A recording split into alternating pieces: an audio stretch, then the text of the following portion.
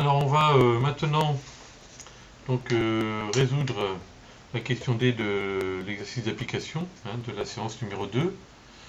Donc il s'agit de compléter le tableau de signes ici, puis de résoudre moins 4x plus 15 sur 2x plus 3 inférieur ou égal à 0.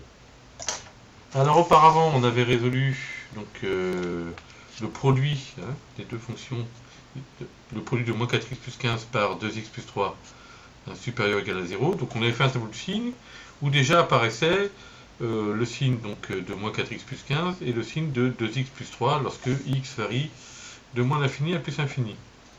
Donc les deux premières lignes du tableau sont exactement les mêmes. Pour par exemple moins 4x plus 15, qui correspond au numérateur ici, on sait que moins 4x plus 15 s'annule pour x égale 3,75. D'après le cours, comme a ici est négatif, a égale moins 4, ici, lorsque x appartient à 3,75 plus infini, eh bien, cette expression est négative. Et lorsqu'on la fonction s'annule, ici, que lorsque l'expression s'annule, elle change de signe. Donc ici, on a plus et plus. Pour 2x plus 3, donc 2x plus 3 s'annule pour x égale moins 1,5. Ici, le coefficient de linéarité est égal à 2, donc c'est positif. Donc le tableau finit par plus. Et l'expression ici change de signe lorsqu'elle s'annule. Donc on a plus, plus, et ensuite moins, puisqu'elle s'annule ici, en x égale moins 1,5. Donc maintenant on passe au quotient. En sachant que le numérateur ici, c'est moins 4x plus 15. Et le dénominateur, ici, c'est 2x plus 3. Donc si le dénominateur est positif, le numérateur est positif et le dénominateur est négatif, eh bien le quotient est négatif, d'après la règle des signes. Ici, si le numérateur est positif et le dénominateur est positif également, eh bien le quotient est positif. Et ici, le numérateur est négatif, le dénominateur positif, donc on va avoir un quotient négatif. Alors, lorsque x égale à moins 1,5, le dénominateur s'annule, c'est-à-dire qu'on a 2x plus 3 égale 0.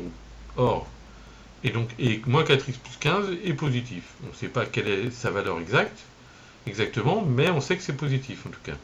Donc un nombre positif divisé par 0, c'est un calcul impossible. On n'a pas le droit de diviser par 0. Donc pour écrire qu'on n'a pas le droit de diviser par 0, et que donc x égale moins 1,5 est une valeur interdite, on met une double barre. Ce qui signifie que moins 1,5 est une valeur interdite.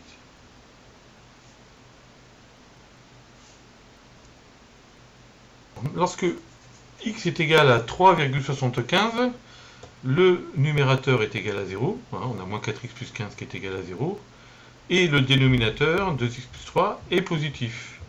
Donc 0 divisé par un nombre positif, ça nous donne 0. Le quotient est égal à 0. Donc pour résumer, le quotient est négatif pour x compris entre moins l'infini et moins 1,5. La valeur x égale moins 1,5 est interdite, puisqu'on divise par 0. Le quotient est positif pour x compris entre moins 1,5 et 3,75. Il s'annule en 3,75. Et le quotient est négatif pour x compris entre 3,75 et plus infini. Donc, si on veut toutes les valeurs de x, telles que moins 4x plus 15 divisé par 2x plus 3 inférieur ou égal à 0, ça signifie que donc, le quotient peut être négatif ou nul. Donc ça correspond à ces deux zones-là. Donc, x appartient ici, alors la réponse ça va être x appartient à moins l'infini, moins 1,5.